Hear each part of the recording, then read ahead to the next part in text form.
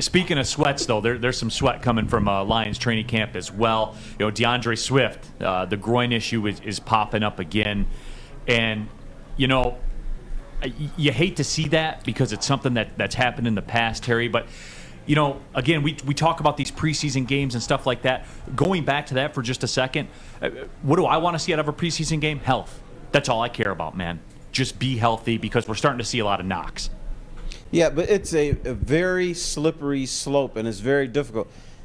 Football is, as we all know, is a physical sport. Even just during practice, I mean, they be thumping each other. So you can't totally shut it down. You gotta, one of the problems in football now is they don't tackle as much as they used to in practice. So we see slippage in tackles, we see slippages in games and stuff. So you still gotta be somewhat live, and you just got to keep your fingers crossed. Don't get hurt. Don't get hurt. But sometimes I told the story about James Jones, who was a Lions running back. He was going to be the starter one year, and the coaches decided, we're going to run you 8 times in the first quarter. And guess what? He got injured. That was totally unnecessary. You knew what the man could do. You didn't have to run him 8 times. You weren't trying to win a game. So you can't be stupid, but you have to still let these dudes play. Yeah, you don't do that with your franchise. You do that with the fourth season game with a guy that's fighting to make the team.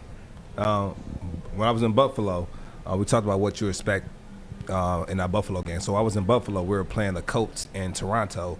In the last preseason game, they ran me about 6 to 8 times in a row. Now, we capped it off with a touchdown at the end, but I was gassed. But you do that to test the conditioning of your running back. And so I remember we were in Buffalo years down the road, and we had a guy named Stephen Miller. And he ran about a 30-yard run, but he ran probably about 70 yards on this one play. Ran this way, cut back field, ran straight down the field, cut up, ran up for like another 30, breaking tackle, spinning, and he was gassed. So he was running back to the huddle. He was looking to the side like, I got to take a breather. But by that time, they had pulled Reggie from the game. They had pulled me. They had pulled, I think, Mikel Ashore.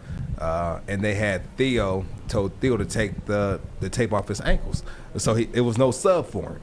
So he had to stay in the game.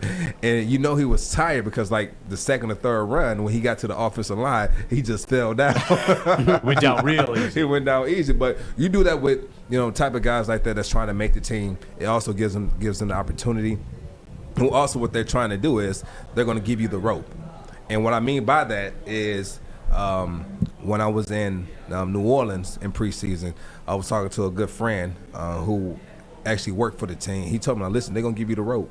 I'm like, what do you mean? He said, they're going to let you hang yourself. So you're either going to throw the rope away or you're going to choke.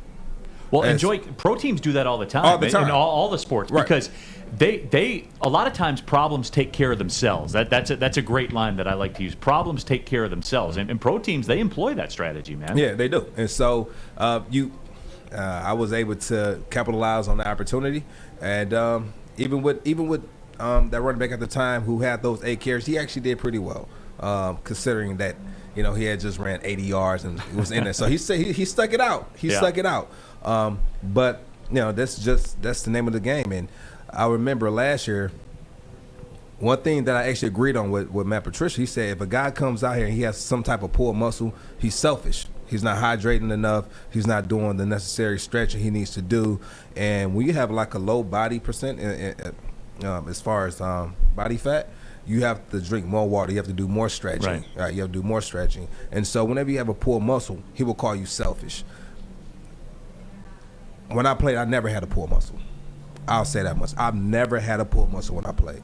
And it just, just lucky for me. Is it luck or did I prep myself to be prepared for opportunities? Both things are probably true. Yeah, both things are probably true. So if it was something like a tore ACL, a meniscus, something like that, then you can't control those. But pulled muscles, pulled groins, you can control those things. And so when you become, he's a young player, but even with that being said, you have to make sure you're available. That's the best thing you can do for your team is be available. Got to play. You have to be gotta available. play to be good. Right. Terry, are you concerned? Because I'm not going to lie to you.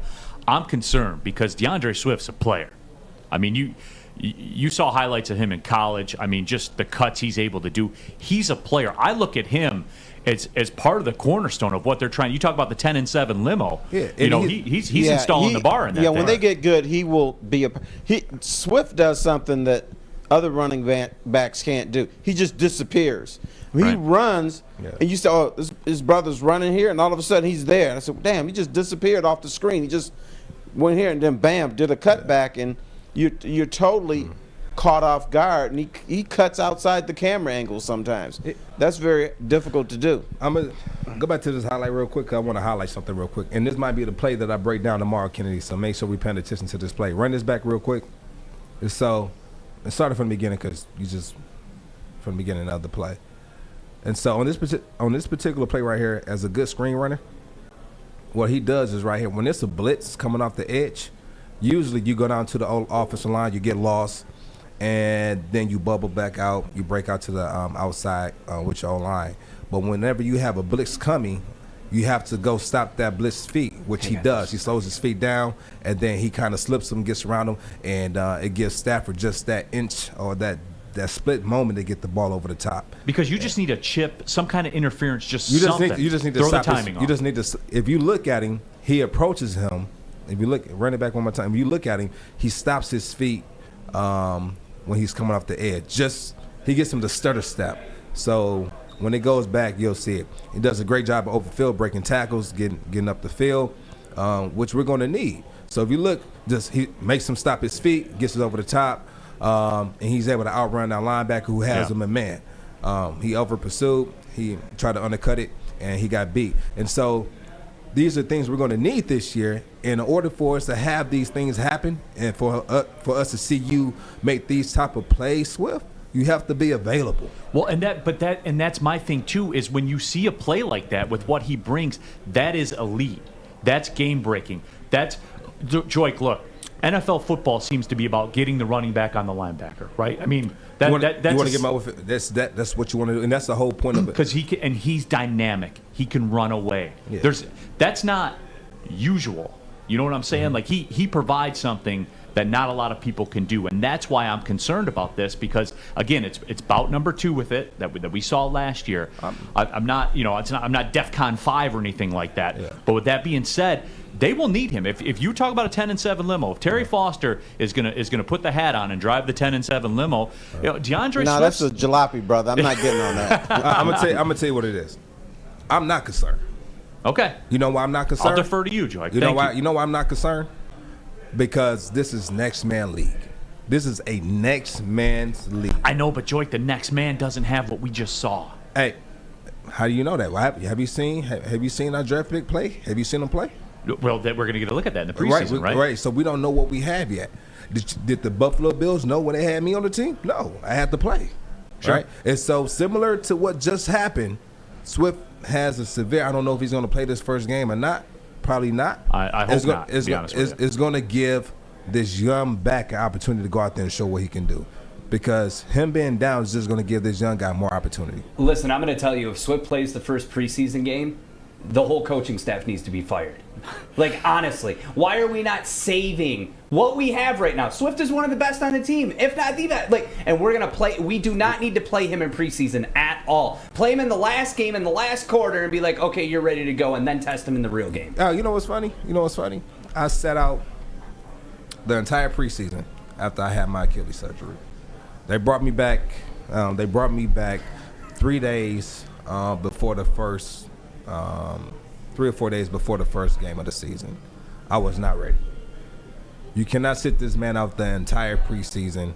He has to be able to get some type of action so he can get used to the He already hits. has an injury. You said what? He already has it. We're going to injure him even more? Well, Terry, No. that's the balance that you talked about. But this is what I'm saying. This is going to give this young back Jefferson the opportunity to go out there and play. Right, so then sit him. Exactly. But what I'm saying is, this is how I got my opportunity, because players were down and I was able to get more carries and other teams. So you're not playing for your team. Right. You're playing for 31 other teams when you're out there on the field. So whatever they see you do, and that's the nature of this business, right? You know, this is the nature of this business, which luckily for Jamar Jefferson, he was able to come into a situation where he'll have an opportunity. Because usually if you don't get drafted by round 5, 6 or 7, you want to be able to go to wherever team you want to go to. Pick your spot. You want to pick your spot because you can pick the best situation for you. He came into a great situation. When we come back, let's get into I want to talk a little bit more about this, though, because this is important to me, and I think people need to understand why this is not something that I'm, afraid of or I'm weary about. Because when you go to that locker room, you got to understand this is next man up. Anyway, stay tuned. Woodward Sports. Hi, I'm David Hall from All Financial. With historically low interest rates and 5-star service, you could pay your mortgage off faster without increasing your monthly payment. Get started now at 248-308-5000 or chat with us online. Call hallfirst.com. Would you like to win a custom-built chopper while helping our veterans at the same time? Then watch as we turn this bike into a one-of-a-kind classic chopper. Watch the Call Sam Chopper Shop on our social media channels and get your raffle ticket today at callsam.com/chopper shop. Welcome back, Woodward Sports Network, the midday show. Neal Ruhl, Joique Bell, the legend, T. Foss, Terry Foster in the house as well. We got the usual suspects too. Fish is here, Kennedy's here, Art is here as well. But we've been talking Detroit Lions. I did want to get into the. It's like I said, it's training camp. You got to do the obligatory quarterback discussion because I have a different idea of how I would attack a top 5 quarterback list than how Joique would, probably than how Terry would as well. But I know, Joique, you wanted to wrap up a point about the whole DAndre Swift situation because it is. I mean, I defer to you because you lived this. This was your life. So, I mean, wrap it up, man. Yeah, what do you got? And then, as a player, you never hope that your teammate will get hurt. Like, you don't want that to happen. You're cheering for your teammate, but understand that NFL injury rate is 100%. It's 100%, so it's for sure. Right. It's not a matter of if you get hurt, it's when you get hurt. And so when you look at in the history of players who have been able to kind of make a name for themselves off another player getting hurt. We have baseball players who became Hall of Famers because somebody got hurt, then they went out there on the field, took their opportunity, and that player never touched the field again. You look at Tom Brady. Tom Brady, when the player got hurt, he went out there on the field and never looked back. So you look at these opportunities, you have to take full advantage. And so it sucks he's hurt, but it's part of the game. Do I think he's going to bounce back and be okay? Yes, I think. I mean, it's Groin. He'll be okay. He'll be fine. But you want to take care of it now, immediately, so it's not nagging on during the season. And once you get on top of it, stay on top of it. You have to stay on top of these type of things, period. Because when you're not available, you're not going to be around long. And if you get that reputation of always being injury prone, it's only a matter of time before you get that label going forward. I mean, Art, that pink slip. Because if you're not a player, you're not going to crush a lot. Well, he is not as Caucasian as what we thought. Here's my question though: as an athlete, is it the coach's job to pull you out when you're injured, or is that the athlete's responsibility? It's a little bit of both. Okay, it's a little bit of both. And so if you look at Kevin Durant was like, this is an important game. I want to go out here. I want to play. He probably should have set out.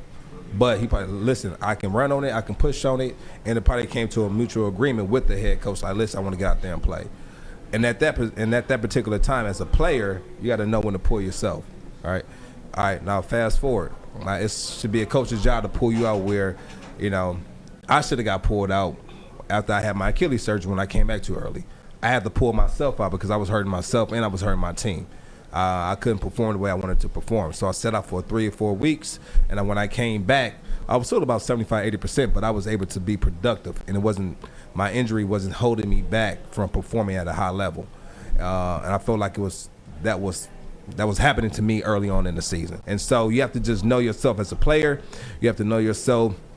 The coaches have to know their players as well, because you have some guys who just stay out there and try to fight through it.